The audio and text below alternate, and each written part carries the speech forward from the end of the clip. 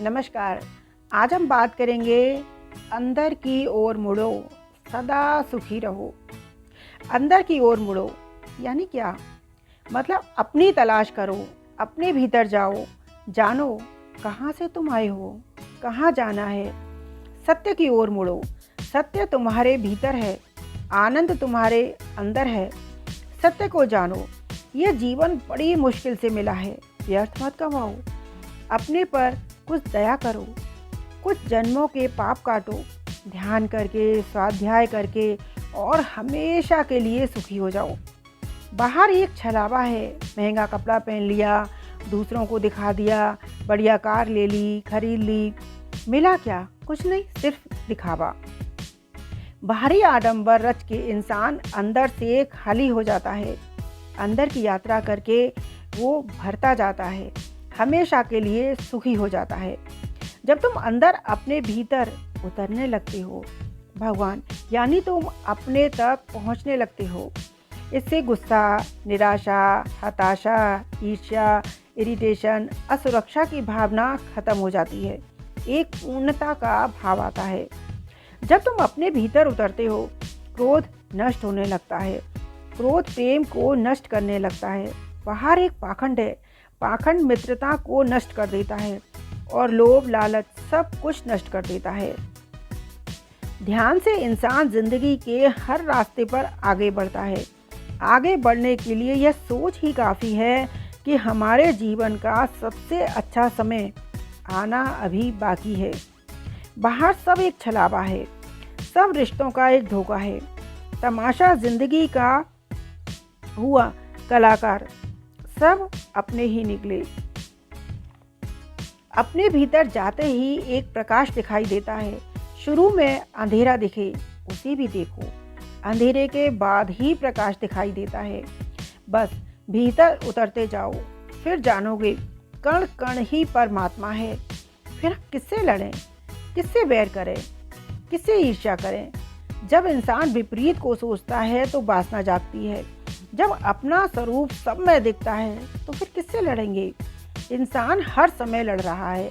उसे एहसास होता है कि वो है, जैसे उसे लड़ाई से एक ऊर्जा मिलती है। लड़ाई के छूटते ही जैसे वो खत्म हो जाता है। लड़ाई ना करे तो उसे लगता है जैसे वो मर रहा है। यदि वो लड़ेगा नहीं तो शतरंज खेलेगा, हाथी घोड़े से लड़ेगा। अहंकार की रौनक एक रोग है, अहंकारी एक रोगी है। जो व्यक्ति अज्ञान में रहता है वह मूलाधार चक्र पर जीता है। उसे सिर्फ खाना, भोगना, बस इसी में जीवन वो बिता देता है। इस तरह है जैसे आप किसी बहुत बड़े महल में गए और सीढ़ी पर ही आपने पूरा जीवन गंवा दिया। महल के पोर्च में भी आपने प्रवेश नहीं किया। दूसरा है ज्ञान, वो सहस्त्रार्थ पर जीता है, जो अपनी ऊर्जा ऊपर उठाता रहता है, अपनी ऊर्जा सबके ऊपर ले जाता है। फिर चलना फिरना, खाना पीना सब होश में करता है। जब सब सो जाते हैं तब भी ज्ञानी जागता है। यानी शरीर से तो वो सोता है पर साक्षी बना रहता है। वो अपने शरीर को प्रशिक्षित करता है। यदि तुम अशांत हो तो स्वधर्म की कमी है। दूसरा देख रहे हो, जैसे माना आप एक गार्डन में गए और वहाँ बहुत अंधेरा है, कुछ दिखाई नहीं दे रहा है, पर बगीचे के पास जाते ही फूलों की खुशबू आने लगेगी, ठंडी हवा आने लगेगी। इसका मतलब है कि रास्ता सही है, गार्डन पास ही है। शांति, ध्यान वही आनंद है कि तुम सही रास्ते पर हो। शांति से स्वीकार भाव आता है, भीतर का जागरण शुरू होता है। जो असंतोष में रहता है वह गुस्से में रहता है, वह कुछ भी स्वीकार नहीं करता। साक्षी भाव में सब स्वीकार होता है। वो हमेशा असंतुष्ट रहता है। बाहर की यात्रा छोड़कर वह अंदर की यात्रा करता है। बाहर सब छोड़ दो, अंदर उतर जाओ, अपने को प्रशिक्षित करो। एक साधक था, उसके अंदर आत्म साक्षात्कार की बहुत आकांक्षा थी। वे एक साधु के पास गए और उसके चरणों में विनती की, अपनी इच्छा व्यक्त की। साधु ने उसे एक मंत्र दिया और कहा, एकांत में इस मंत्र का जाप 1 साल तक करना और फिर मेरे पास आना, नहा धोकर आना। 1 वर्ष पूरा होने पर वहाँ साधु के पास आया। साधु ने पहले ही एक जमादारिन को बोल रखा था कि जैसे ही वो आए तुम उस पर झाड़ू से गर्दा उड़ा देना। जमादारिन ने वैसा ही किया। उसका नहाना धोना बराबर हो गया। वह गुस्से से लाल पीला हो गया। जमादारिन को मारने झपटा। जमादारिन भाग गई। वह फिर से नहा धोकर साधु के पास गया। साधु ने कहा, जरा सी बात पर तुम अपने आपे से बाहर हो गए और सांप की तरह काटने दौड़े। जाओ अभी 1 साल और मंत्र का जाप करो। वो चला गया। मन मारकर साधक चला गया। 1 वर्ष के बाद फिर आया। साधु ने इस बार जमादारिन को झाड़ू सिर्फ छुआ देने के लिए कहा। उसने वैसा ही किया। इस बार वह उस पर झपटा, लेकिन लड़ा नहीं, खड़ा खड़ा कोसता रहा। उसके बाद फिर से नहा धोकर साधु के पास आया। साधु ने कहा, बालक, तुम सांप की तरह काटने को तो नहीं दौड़े, पर फुफकार मारे बिना भी नहीं रहे। 1 साल मंत्र जाप और करो। साधक की आत्मा ज्ञान पाने की इच्छा इतनी प्रबल थी कि वह पुनः 1 साल साधना करने चला गया। साल बीतने पर फिर आया। साधु ने कूड़े की टोकरी उड़ेल देने को कहा। जमादारिन ने वैसा ही किया। कूड़ा गिरते ही साधक की आंख खुल गई और वह समझ गया कि साधु उसकी परीक्षा ले रहा है। उसने बड़े शांत भाव से जमादारिन से कहा, माता, तूने मेरा बड़ा उपकार किया है, मेरे अंदर के पर्दे को हटा दिया है। इसके पश्चात साधु के पास गया और उसके चरण पकड़ लिए। बोला, महाराज, मेरे अंदर कूड़ा करकट भरा था, आपने उसे साफ कर दिया। मैं हमेशा के लिए सौभाग्यशाली बन गया। आपने मेरा उद्धार किया। साधु ने उठाकर उसे सीने से लगा लिया। बोले, तूने अपने चित्त को निर्मल किया है। बिना चित्त की निर्मलता के आत्मज्ञान नहीं हो सकता। शुद्ध अंतःकरण से ही ब्रह्म के स्वरूप को पहचाना जा सकता है। साधक बहुत खुश हुआ। उसकी मनोकामना पूरी हुई। जितना इंसान अंदर ध्यान में डुबकी लगाता है, उतना अहंकार विलीन होता जाता है, क्योंकि वो सत्य को जान जाता है। सत्य अहंकार को मिटा देता है। सत्य से सब झूठी सांत्वना मिट जाती हैं। लेकिन ये सच है, सत्य के लिए बड़ा दुस्साहस चाहिए। भीड़ के पास झूठ है। भीड़ को सत्य से कुछ लेना देना नहीं। सत्य तलवार की तरह है। सांत्वना झूठ से मिलती है। सत्य तुम्हारे अहंकार को मिटा देता है। जब तुम मिट जाते हो तभी परमात्मा मिलता है। एक संत था, उससे मिलने एक अध्यापक आए। वो बहुत ज्ञानी थे। उनको शास्त्रों का ज्ञान था, बहुत शास्त्र पढ़े थे।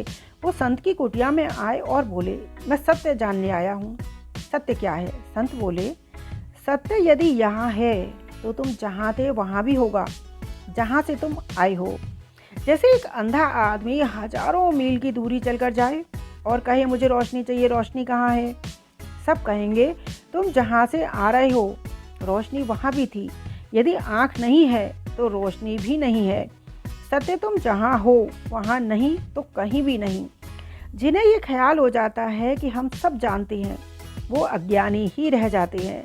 उस संत ने चाय दी केतली में। वो उसके प्याले में डालते चले गए। कप भर गया, चाय फैलती गई। एक बूंद भी चाय की जगह नहीं बची। फिर भी संत चाय डालते गए। तब वो व्यक्ति बोला, रुको, चाय फैल रही है। तभी संत ने कहा, जैसे इस कप में, भरे हुए कप में जाने के बाद चाय नहीं डाली जा सकती, वैसे ही तुमने अपनी खोपड़ी में शास्त्रों का और शब्दों का जो ज्ञान भर रखा है, अब उसमें कुछ और ज्ञान नहीं डाला जा सकता है। जो इंसान ज़्यादा ज्ञानी बनता है, ज़्यादा होशियार बनता है, ज़्यादा अहंकारी बनता है, वो पागल हो जाता है। जैसे अज्ञानी क्रोध करता है, जब भी वो क्रोध करता है उसे उसका फल तुरंत मिलता है। अहंकार और क्रोध एक घाव की तरह है जिसमें हर बात चुभती है। जैसे एक कमरे में 1 गिलास पानी बहा दो, हवा से वो पानी सूख तो जाएगा लेकिन उसका निशान रह जाएगा। निशान मिटाने के लिए अलग से आपको मेहनत नहीं करनी पड़ेगी। ऐसे ही क्रोधी व्यक्ति क्रोध करता है और फिर चुप हो जाता है, लेकिन जैसे ही फिर घटना घटती है वो फिर क्रोध करता है। अंदर की यात्रा करने से सब अवगुण स्वतः ही मिट जाते हैं। बाहर की यात्रा करने वाला व्यक्ति हमेशा दुखी रहता है, कभी धन से, कभी रोग से, कभी शक्ल से, कभी स्वास्थ्य से। गुण बहुत बड़ी अभिव्यक्ति है। ध्यान वो है जिसमें डूबते ही अंदर का दिया जल जाता है और दिमाग शांत हो जाता है। अंदर की धुन सुनाई देने लगती है, बाहर का सारा शोर खत्म हो जाता है। अंदर परमात्मा करवट लेने लगता है, हृदय में धड़कन बढ़ जाती है, अहंकार बह जाता है। ध्यान से भीतर का अंगारा जलता रहता है, अग्नि जलती रहती है, तभी रोशनी होती है। ध्यान ही प्रेम की कसौटी है। एकांत का रस पीकर इंसान निडर हो जाता है और धर्म का पान करके निष्पाप होता है। भीतर एक तुम ही हो, बाहर बहुत रिश्ते जोड़े, क्या मिला? दूसरों से नाता बनाया, दुख के अतिरिक्त क्या मिला? एकांत का मतलब जंगल जाना नहीं है, आत्मा का अमृत पीना है। ये झरना तुम्हारे ही भीतर है। अपने से संबंध बनाओ, दूसरों से संबंध बनाओगे तो रोते ही रहोगे। अपना स्वाद लो, फिर जीवन में पीड़ा नहीं होगी। बाहर बहुत रोशनी है, रूप है, इस रोशनी से बचो। अंधेरे में भी अपने अंधकार को भेद डालो, लक्ष्य को पाओ। इतना करते ही तुम हमेशा के लिए सुखी हो जाओगे। इसलिए अपने अंदर जाओ, अंदर का आनंद लो और हमेशा हमेशा के लिए सुखी हो जाओ। अंदर की ओर मुड़ो, सदा सुखी रहो।